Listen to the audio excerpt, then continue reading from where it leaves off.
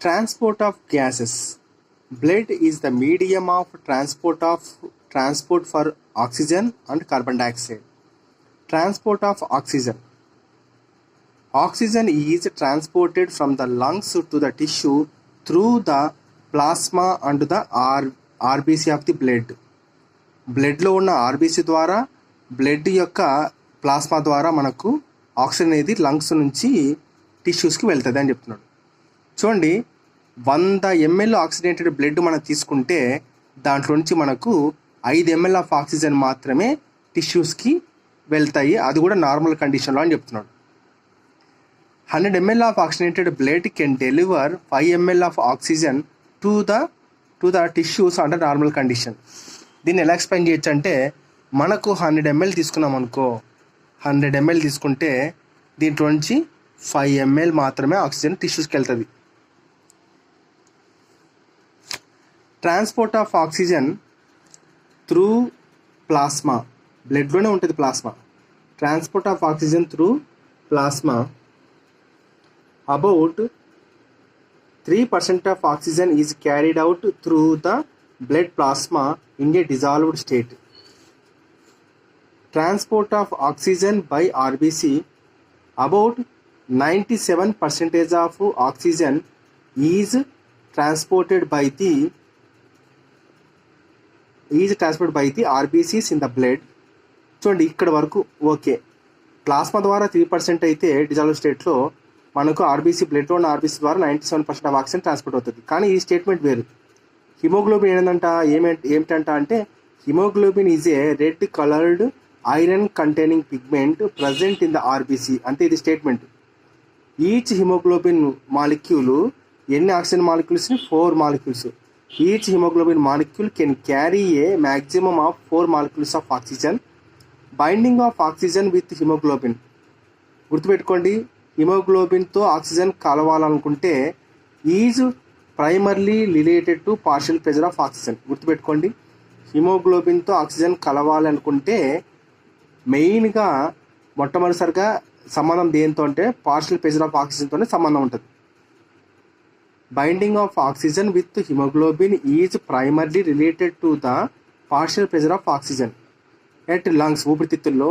Wear the partial pressure of oxygen at lungs, where the partial pressure of oxygen tension is high. Oxygen bind to hemoglobin. అప్పుడు ఏమవుతుంది? Haemoglobin ఎట్లా ఉంటుంది? Haemoglobin colour ఇది అడుగుతాడు exam హాల్లో. Purplish bluish red in colour. Purplish bluish red in colour in a reversible manner to form oxyhaemoglobin. So oxyhaemoglobin నుంచి మళ్ళీ reverse కూడా అవుతారు అన్నమాట. అది ఓకే, ఇలా అవుతుంది. దీని నుంచి మళ్ళీ విడిపోయి కూడా అవుతారు అన్నమాట. సో ఆక్సి హిమోగ్లోబిన్ యొక్క కలర్ ఏంది? Bright red in colour. Haemoglobin యొక్క కలర్ ఏంది? Purplish bluish red in colour. So this is called oxygenation of the haemoglobin. Haemoglobin అనేది 4 మాలిక్యూల్స్ ఆఫ్ ఆక్సిజన్తో కలిసినప్పుడు మనకు ఇక్కడ ఆక్సి హిమోగ్లోబిన్ అనేది ఫామ్ అవుతుంది. ఇది బ్రైట్ రెడ్ కలర్. దీనినే ఆక్సిజనేషన్ ఆఫ్ హిమోగ్లోబిన్. అంటే హిమోగ్లోబిన్కి ఆక్సిజన్ను అంటించడం అర్థం. రైట్, ఈ గ్రాఫ్ చూడండి మీరు. కార్బన్ డైఆక్సైడ్ pH పెరిగినప్పుడు కార్బన్ డైఆక్సైడ్ తగ్గింది, టెంపరేచర్ తగ్గింది. pH తగ్గినప్పుడు కార్బన్ డైఆక్సైడ్ పెరిగింది, 2 పెరిగినాయి. ఇదేమో y యాక్సిస్, ఇది రైట్ సైడ్ వెళ్తుంది ఇట్లా. ఓకే, ఆక్సిజనేషన్ ఆఫ్ అంటే ఇది saturation percentage. At the tissues where the partial pressure of oxygen is low, oxyhemoglobin dissociates into hemoglobin and oxygen. The other factors, ఇంకేంది other factors అంటే ఇది వేరే factors that influencing the binding of oxygen with haemoglobin. హిమోగ్లోబిన్తో oxygen అనేది కలవడం అనేది వేరే యొక్క ఫ్యాక్టర్స్ మీద కూడా ఆధారపడి ఉంటుంది అని చెప్తున్నాడు. ఓన్లీ పార్షియల్ ప్రెజర్ ఆఫ్ ఆక్సిజనే కాదురా బాబు, టిష్యూస్లో మనకు వేరే ఫ్యాక్టర్స్ కూడా హిమోగ్లోబిన్కి ఆక్సిజన్ అంటుకోవాలా, ఎంతవరకు అంటుకోవాలనేది ఆధారపడేది ఇంకా కొన్ని ఫ్యాక్టర్స్ ఉన్నాయి. అవి ఏంటంటే, ఒకటి ఇదే కాదు, పార్షియల్ ప్రెజర్ ఆఫ్ ఆక్సిజనే కాదు, partial pressure of carbon dioxide కారణమవుతుంది, హైడ్రోజన్ అయాన్స్ అంటే హైడ్రోజన్ అయాన్స్ కాన్సన్ట్రేషన్ అవుతుంది. గుర్తుపెట్టుకోండి, హైడ్రోజన్ అయాన్ కాన్సన్ట్రేషన్ కానీ ఎక్కువ ఉందనుకో, హై హైడ్రోజన్ కాన్సన్ట్రేషన్ ఉంటే మనకు లో pH ఉన్నట్టు. Okay, low hydrogen ions concentration ఉంటే హై pH ఉన్నట్టు లెక్క. ముందు వస్తుంది. The partial pressure of carbon dioxide and the hydrogen ion concentration and the pressure and the temperature. Oxygen and hemoglobin dissociation curve. It explains the relation. It explains the relation between percentage saturation of hemoglobin and partial pressure of oxygen. A sigmoid curve is obtained. గుర్తుపెట్టుకోండి, oxygen యొక్క saturation అంటే ఏంది, haemoglobin ఎంత molecules of oxygen అనేది తీసుకుంటుంది అనేది దాని మీద ఆధారపడి అనమాట. And partial pressure of the oxygen. A sigmoid curve is obtained when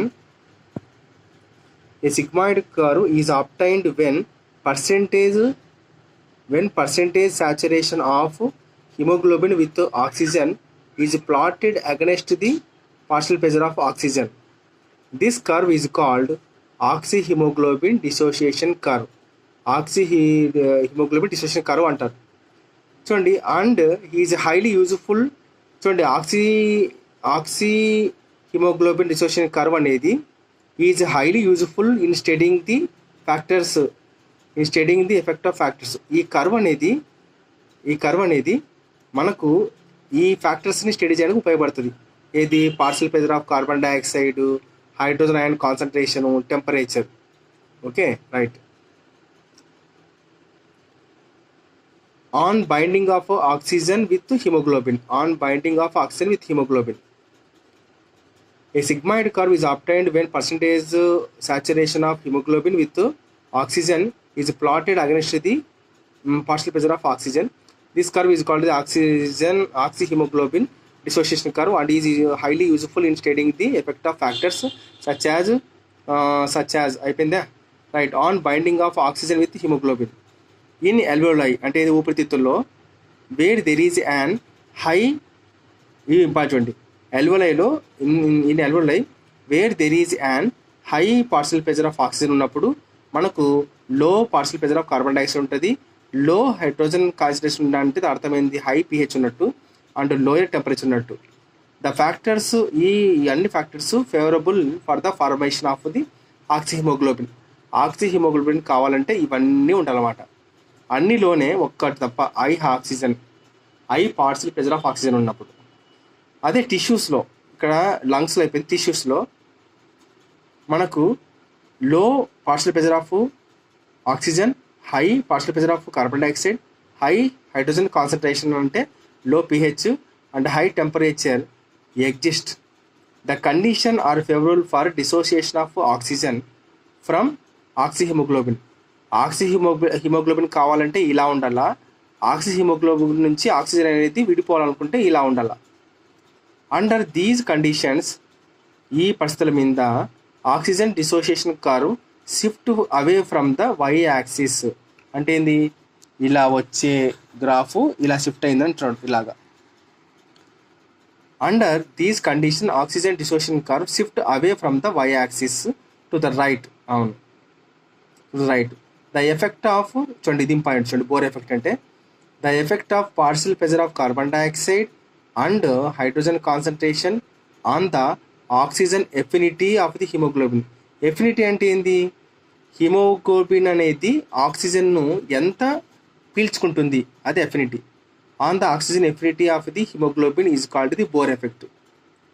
increase of carbon dioxide in the blood, decrease in pH. Decrease in pH అంటే ఏంది, హై కాన్సన్ట్రేషన్ ఆఫ్ చూడండి, డిక్రీజ్ ఇన్ pH అంటే high concentration of H+ ions ఉన్నట్టు లెక్క. Resulting in the reduction of the affinity of the haemoglobin for oxygen. అంటే ఏంది, హిమోగ్లోబిన్కి ఆక్సిజన్ని పట్టుకొని ఉంచే శక్తి అనే అఫినిటీ అనేది కోల్పోతుంది అనమాట. అది అందుకే కార్బన్ డైఆక్సైడ్ తొందరగా బయటికి పోవాలి, ఉంటే ఇదే జరుగుతుంది. Note, a rise in partial pressure of carbon dioxide and fall in pH decreases the affinity of the hemoglobin for oxygen. On the other hand, a fall in partial pressure of carbon dioxide and rise in pH increases the affinity of the hemoglobin for oxygen. This clearly indicates that ఈ రెండు ఆధారాలు ఏం చెప్తున్నాయంటే oxygen get bonded to haemoglobin at the lung surface and get dissociated at the tissues. Okay, అది. Note, at partial pressure of oxygen of 100 mmHg. చూడండి, partial pressure of oxygen 100 mmHg ఉన్నప్పుడు typical in the ఉంది అనుకుందాం. ఉంటే typical in the lungs haemoglobin is saturated to about 97%. అంటే ఏంది, haemoglobin ఊపిరితిత్తులు ఉన్నప్పుడు ఇంత 97% ఆఫ్ ఆక్సిజన్ని తీసుకొని వస్తుంది అనమాట. At partial pressure of oxygen of 100 mmHg typical in the lungs haemoglobin is saturated to about 97% of ఆక్సిజన్ని పట్టుకుంటుంది. At a partial pressure of oxygen of 40 mmHg which is common in టిష్యూస్లో ఉంటుందా లేదా, ఇది టిష్యూస్లో ఉంటుంది. ఓకే, వెనకాల మనం తిప్పితే ఉంటుంది, టిష్యూస్లో ఉంటుంది. Tissues during rest time haemoglobin is about 75% saturated. It means oxyhaemoglobin gives away about 22% oxygen only to the resting tissues. మరి మిగతాది ఎక్కడుంది అంటే దీనికి ఇంకో అర్థం చెప్తుంది, దీనినే ఇంకో రకంగా వివరిస్తున్నారు. It also means only about 1/5 of the oxygen from blood is unloaded in the resting tissue.